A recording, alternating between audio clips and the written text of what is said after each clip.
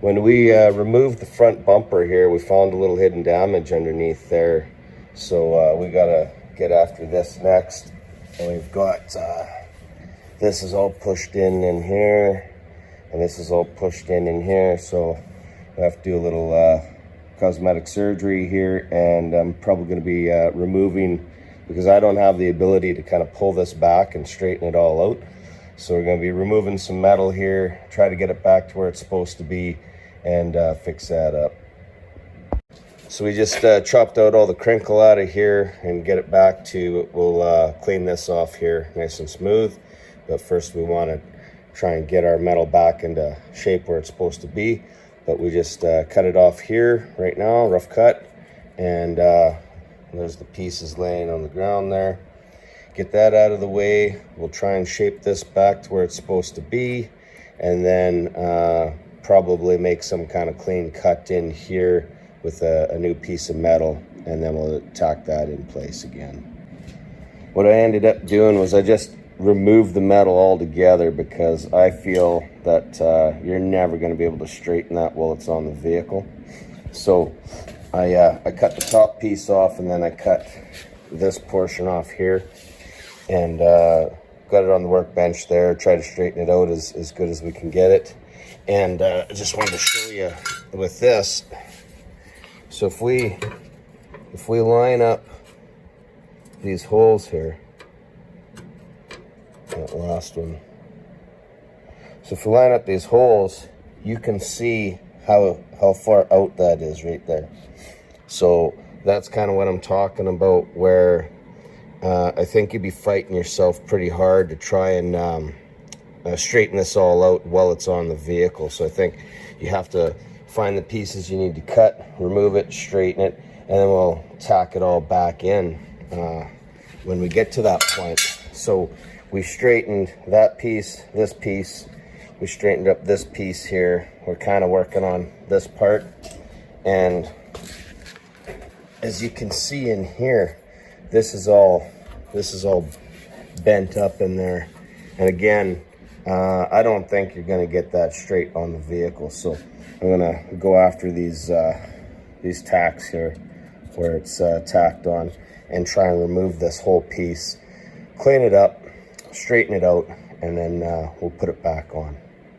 We removed that side piece there. We got it on the, straightened it all out on the bench, and we made a good cut here. So that's going to be our final cut to put our piece in there. So we have the top piece that's got to be kind of rough tacked here. We got the front piece here, and that's going to be tacked up there. And then this end is just going to be kind of free floating. We're going to want the front face to be level, so that'll determine where that ends up over here. And then that's where we're going to put in our spacer piece here. And then, so this part here is for this little pin. That's for when the bumper slides into this pin here, and then that'll get fixed in there like that. And then there's a separate piece here. It's not part of the fender, and it's also not part of that, but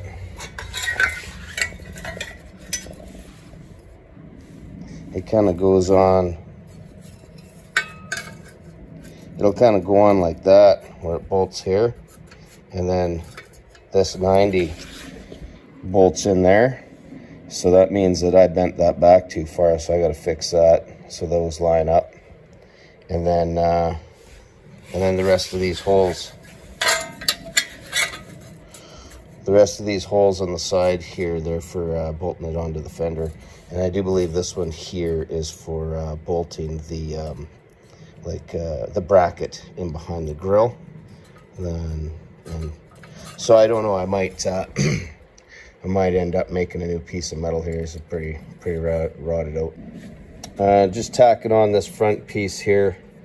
And what I did was I start off with right here, right at that where it's kind of rounded off. That's what I'm using to line this up.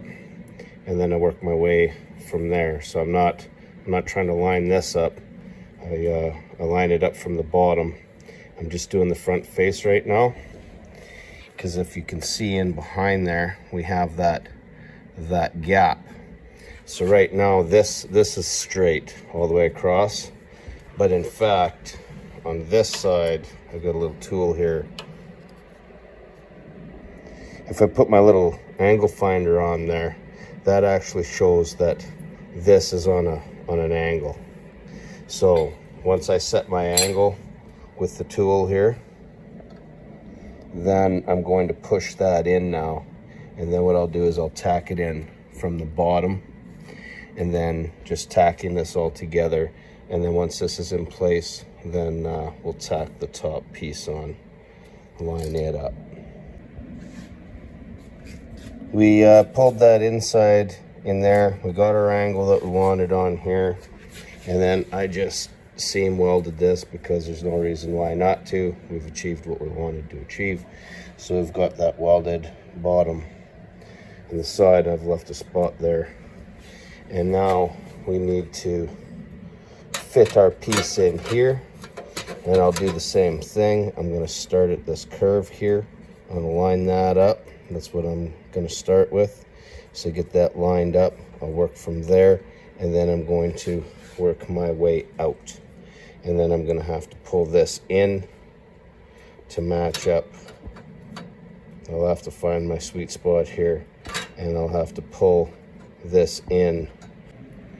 So got a little carried away, got a little ahead of ourselves here. Originally, when you're fitting all this metal together, you're just supposed to tack it, right? Little tacks, so that you can adjust it if you need to. And I thought I was all good to go here, so I seam welded that right here.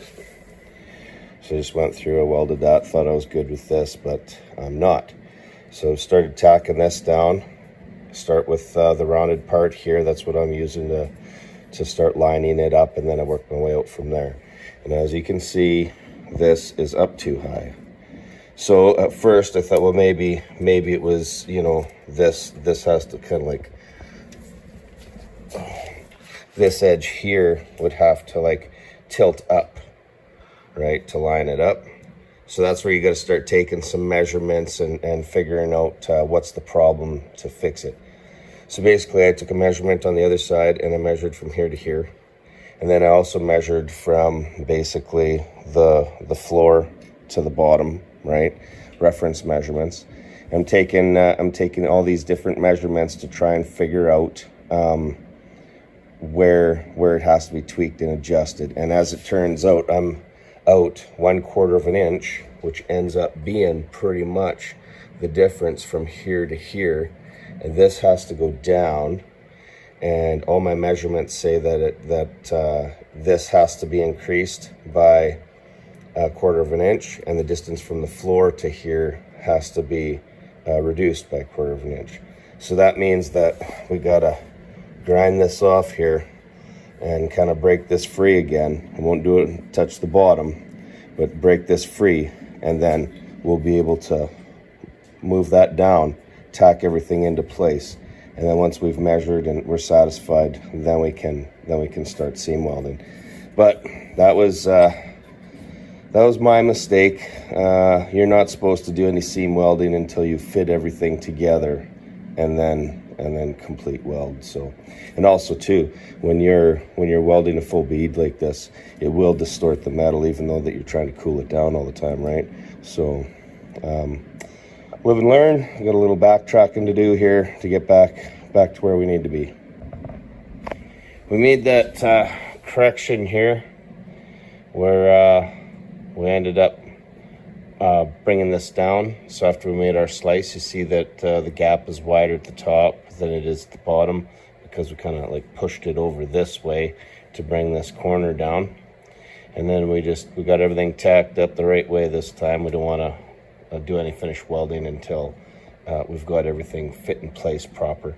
And then I got this side piece that we made here, just kind of got it held on there. So just got to kind of tack it all the way down here.